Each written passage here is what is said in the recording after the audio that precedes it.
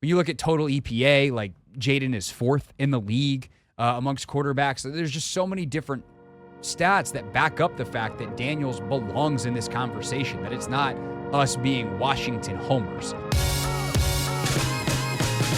Jayden is right up there in so many categories. And Anthony, I have a bunch of stats from Next Gen Stats on NFL Pro that I think describe just how unique this season is, really for any quarterback, but especially for a rookie quarterback. Are you ready for the Jayden Daniels Statsapalooza? Hit me. Are you sure? Your voice kind of cracked there for a second. Oh, yeah, I'm ready. Okay. All right. I couldn't tell. I was like, whoa, is he actually ready? He's ready. First and foremost, what's the point of offense, Anthony? To score? To score. The Commanders are averaging 28.9 points per game in 2024, which is the most in NFL history by a team with a rookie as its leading passer. Pretty good. Pretty good. How about getting better as the year goes on? Jayden Daniels has had at least 200 passing yards, 2 passing touchdowns, and 65 rushing yards in each of his last 3 games, making him the first player in NFL history to do so in 3 consecutive games. That's not a rookie record. That's an everybody record. 200, 2 passing touchdowns, 65 rushing yards. First one in 3 consecutive games ever. That's pretty good as well. Yeah. Talk about like carrying a load offensively and driving your team to victory. That's been him against the Saints, the Eagles, and last week against the Falcons. Jayden has 30,530 passing yards and 864 rushing yards. Hey, 864. That's my home area code. Just, do you have that response whenever you see your home area code just pop up randomly in the middle of a number set? Nah, not That's really. just a me thing? Okay, fantastic. Upstate South Carolina. Shout out. He's got 3,530 passing yards, 864 rushing yards, making him one of 2 players in NFL history to have at least 3,500 passing yards and 850 rushing yards in a single season. Anthony, do you know who the other is? Lamar Jackson. Do you know when that season happened? Last season. Try this season. Oh, it was this year? Never happened before. Jayden and Lamar both doing it this season. Wild. Last but not least, the scrambling. Jayden has generated 584 rushing yards on scrambles this season, 167 more than the next closest player, Lamar, and the second most by any player in a season since 2018. On 4th downs, Daniels has recorded 7 scramble rushes for 80 yards and 6 first downs, each the most by any player in the last 7 seasons.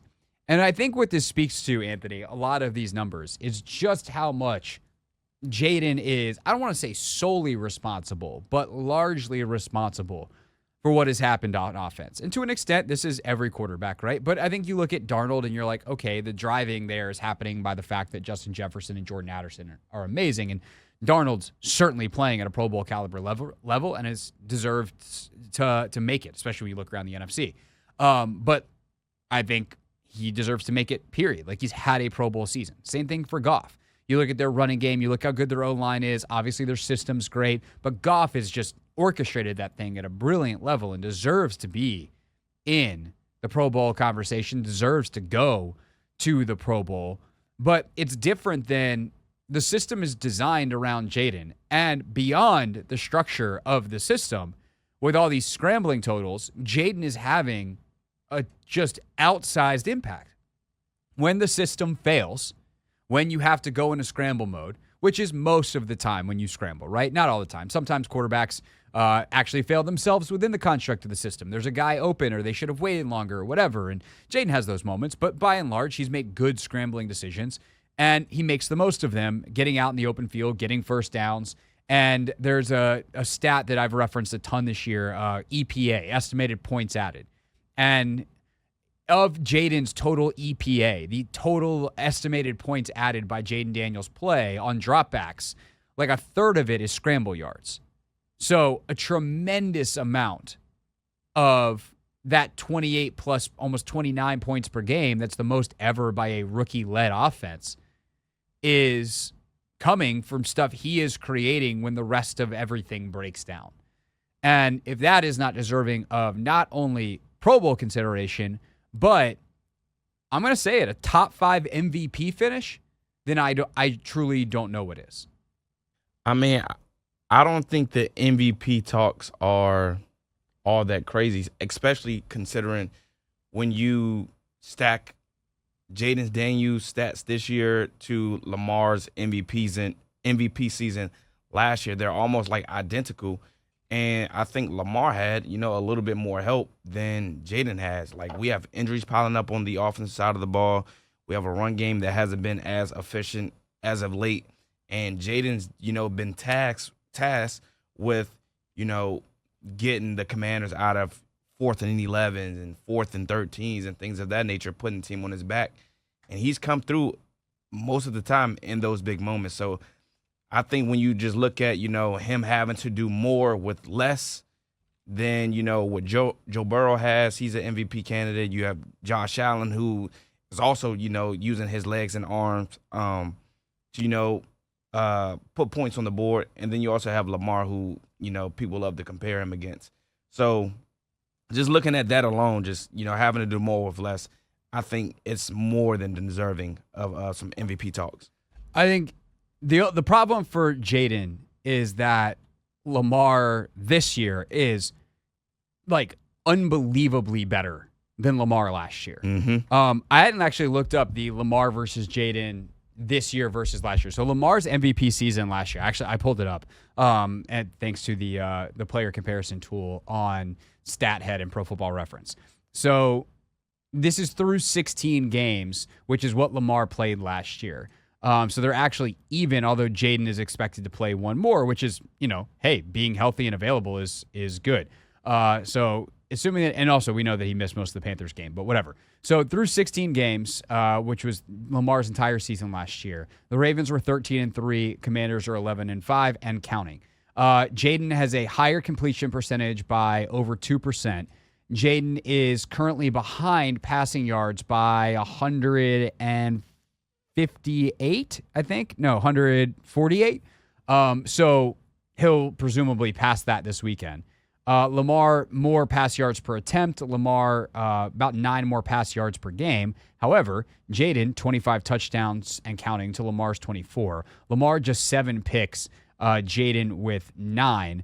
Lamar, slightly better rating. Lamar, slightly more rush attempts, but Jayden is better on yardage and thus yards per attempt and has an extra rushing touchdown to go with it. So, needless to say, the numbers are MVP caliber for Jayden Daniels based off literally last year's MVP. Mm-hmm. However, just real quick, if I can bring this back up, we go Jayden Daniels this year versus Lamar Jackson this year. I need to get Lamar, age 27 season, 7th season. So this year, we're not even close. And this is just to speak to how high at a level Lamar and Josh Allen, whose stats all are very, very similar to Lamar this year, is playing, but also how insanely impressive Jayden is, because Jayden is a rookie. Crazy. But Lamar this year, 68% to Jayden 69%, but he's thrown for almost 4,000 yards. He's got more yards per attempt, more yards per game. He has 39 touchdowns to 4 interceptions. That's the numbers that Jayden put up last year in college. Jayden was 40-4. Lamar is currently 39-4. He's got 121 passer rating compared to the 101 that Jayden has.